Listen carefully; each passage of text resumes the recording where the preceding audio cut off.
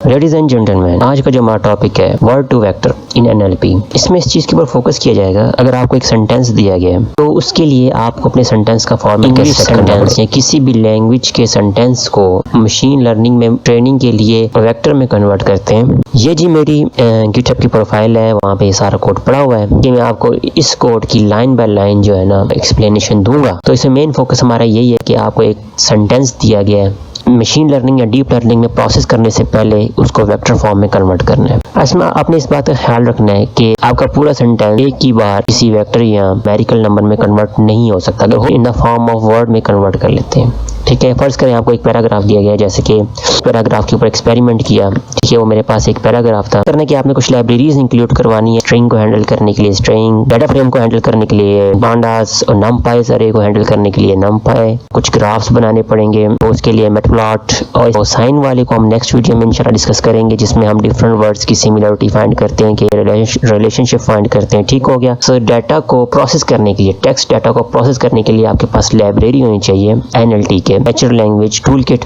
बहुत कमाल की टूल किट है, इसके अंदर बहुत ही जबरदस्त किस्म के फंक्शन एग्जिस्ट करते हैं जिसके थ्रू आप अपने टेक्स्ट डाटा को प्रोसेस कर सकते हैं। सबसे पहले मैंने क्या किया कि मैंने डाटा जो एक मेरा पैराग्राफ था मैंने अपने प्रोग्राम के अंदर लोड किया, पे स्प्लिटिंग अप्लाई कर दी। स्प्लिटिंग मैंने इस वजह से अप्लाई कर दी कि अपने सेंटेंस को यूज नहीं करते, आप उसको टोकनाइज कर लेते हैं अपने सेंटेंसेस को या अपने पैराग्राफ को। ये तमाम sentences in the form of word में कन्वर्ट हो जाएंगे। उसके बाद इसमें मैंने सिर्फ इन्वर्टेड कॉमास के लिए जो एक कंडीशन लगाई है कि इसमें से इन्वर्टेड कॉमास जितने भी हैं वो रिमूव हो जाए। इसके बाद एक ऐसा कीवर्ड था ETC जो कि बहुत ज़्यादा प्रोसेसिंग करने के बाद भी रिमूव नहीं हो रहा था, तो उसके लिए मैंने कंडीशन लगा ली है। मेरे पास इस तरह की एक अरे आ गई है। इसके अंदर 120 वर्ड्स हैं। बहुत सी जगह पे ऐसा होता है कि एक पैराग्राफ में तमाम वर्ड्स को यूज करने की जरूरत नहीं होती। पैसिव टारगेट्स वर्ड्स को जो है ना टारगेट कर रहे होते हैं, आपको स्टॉप वर्ड्स की जरूरत नहीं होती है। प्रोसेसिंग पावर आपकी कंज्यूम होती है, टाइम आपका ज़्यादा कंज्यूम होता है। ठीक है, सिस्टम हैवी हो जाता है। इसके लिए क्या करते हैं कि एक स्टॉप वर्ड की आपकी लाइब्रेरी है और वो स्टॉप वर्ड्स में से रिमूव कर देता है और आपका डाटा फिल्टर हो जाता है। और मैंने वो डाटा जो है एक अलग अरे में स्टोर करवा लिया है, फिल्टर लिस्ट के नाम का। ठीक है, अब देखिए पहले हमारे पास 120 थे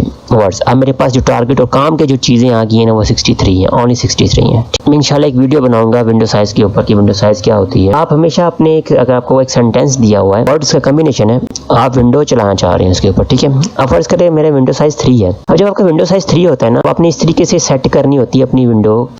3 आपका जो है ना साइज है 1 2 3। अब आप इस जगह पे अपनी विंडो का मेन जो सेंटर है ना वो सेट करोगे।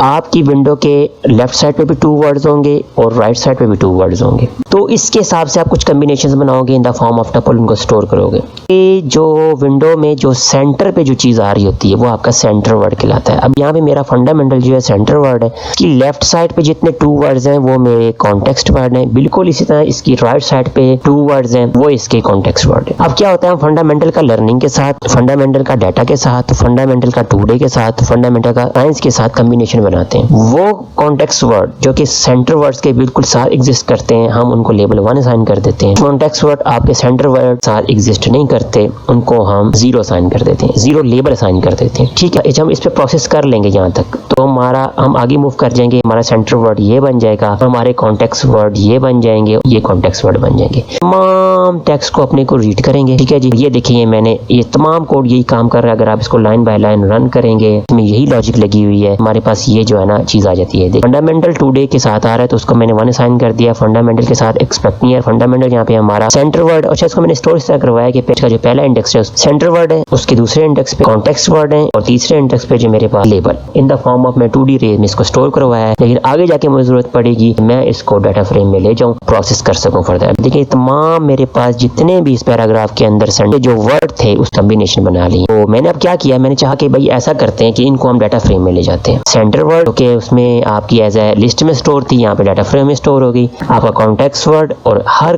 कॉम्बिनेशन के अगेंस्ट एक लेबल आपको बता दिया कि ये 1 कैसे आया, 0 कैसे आया। अपनी जब एम्बेडिंग्स बनाते हैं, कॉर्पस के अंदर कॉमन वर्ड्स कितने हैं, मेरे कॉर्पस के अंदर फाइंड किए डुप्लीकेट वर्ड्स, जिसको मैं यहाँ पे डुप्लीकेट वर्ड्स कह रहा हूँ लेकिन ये यूनिक वर्ड्स के तौर पे यूज होंगे, वो अप्रोक्सीमेट 33 थे, मैंने अलग कर लिए। ये अलग कर लिए मैंने पहले देखा कि मेरे डाटा फ्रेम में टोटल कितने कम्बिनेशन आए थे, 920 आए थे। अच्छा, सबसे पहले मैंने कोशिश ये की है कि 920 के अंदर कोई ऐसा कम्बिनेशन बन रहा है कि डाटा भी सेंटर वर्ड में भी है और डाटा के अगेंस्ट जो कॉन्टेक्स्ट वर्ड है वो भी डाटा है, तो वो वाली कम्बिनेशन तो मैं जरा पहले रिमूव करूँ। जब मैंने उसको चेक किया, ये पूरी कंडीशन लगी हुई है इसके अंदर, मुझे पता लगा कि 3 ऐसे कम्बिनेशन थे जो कि उसके अंदर एग्जिस्ट करते थे, जो कि मैंने रिमूव कर लिए, ड्रॉप कर दिए मैंने। तो उससे मेरे पास क्या हुआ कि फिल्टर होने के बाद जो फाइनल डाटा फ्रेम मेरे पास आया उसके अंदर 917 रोज और 3 कॉलम्स हैं। मैंने आपको बताया कि मैं डुप्लीकेट की जो मैंने शेप फाइंड की, जो कि मैंने डुप्लीकेट फाइंड कर चुका हूँ वर्ड, तो उसकी जो है 33 बनी थी। अब आप क्या करते हो, अब आपका मेन पर्पस आता है कि आपके जितने वर्ड्स हैं ये आपके तमाम कॉर्पस में एग्जिस्ट करते हैं। कोई 2 दफ़ा आ रहा होगा, कोई 3 दफ़ा आ रहा होगा, तमाम की आपने एम्बेडिंग्स बनानी है। अगर आपने इस वर्ड की एम्बेडिंग बना ली, एम्बेडिंग क्या है कि इन द फॉर्म ऑफ वेक्टर है। एक वर्ड के अगेंस्ट आपका वेक्टर एग्जिस्ट करता है, 2x2 भी हो सकता है, 5x1 भी हो सकता है, 30x1 भी हो सकता है। एम्बेडिंग की लेंथ कितनी होती है, एक एम्बेडिंग की लेंथ आपके कॉर्पस में जो कॉमन वर्ड्स की जो लेंथ होती है, यानी कि 33 वर्ड होगा, उसके अगेंस्ट जो एम्बेडिंग बनेगी ना उसका साइज 33/1 होगा, 1/33 होगा। उसको 1D में कर लें, 2D में कर लें, तो टोटल या रोज या कॉलम होंगे ना वो 33 होंगे। कहा कि जी मैं जो अपनी एम्बेडिंग का साइज ले रहा हूँ ना वो 5 ले रहा हूँ।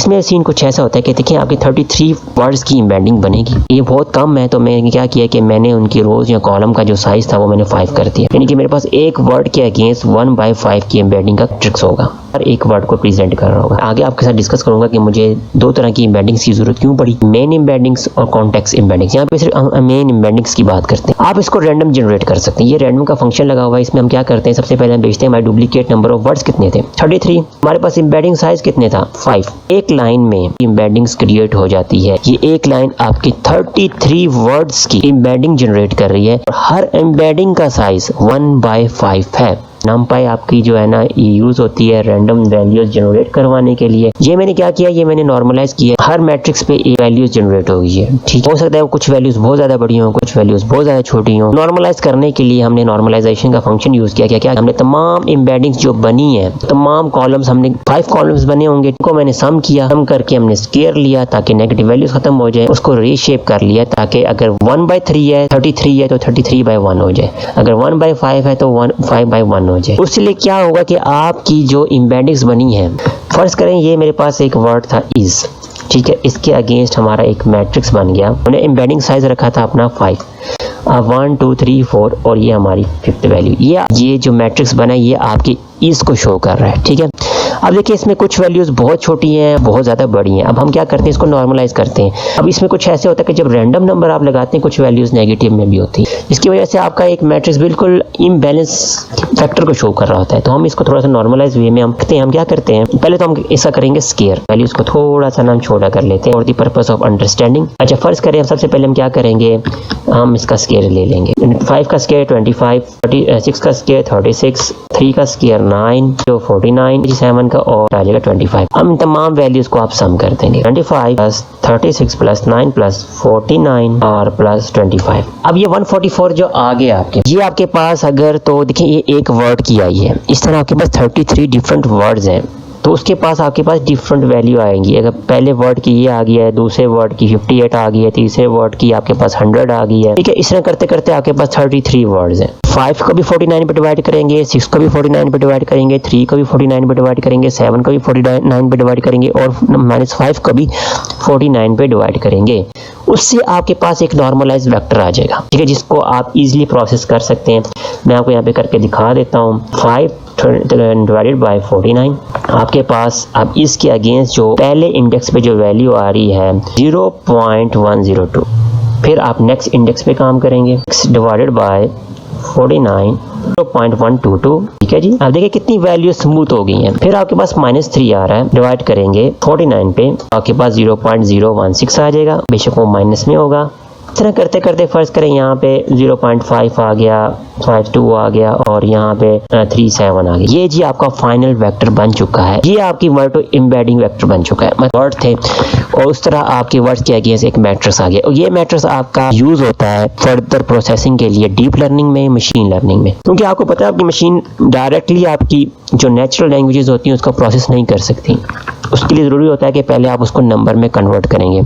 तो नंबर में कन्वर्ट करने की मैंने तो आपको पूरी लॉजिक और स्कीम बता दी है, मुझे उम्मीद है आपको पसंद आई होगी। यहाँ तक जो है हमारी एम्बेडिंग्स बन चुकी हैं। इस तरह मेन एम्बेडिंग्स हैं, ये देखिए मेन एम्बेडिंग्स में मैंने आपको बताया था कि मैंने सिर्फ 5 प्रिंट करवाई हैं, ठीक है। यहाँ को पता होगा कि हेड का जो फंक्शन होता है 5 अपर रोज जो होती हैं वो आपकी प्रिंट करवा देता है।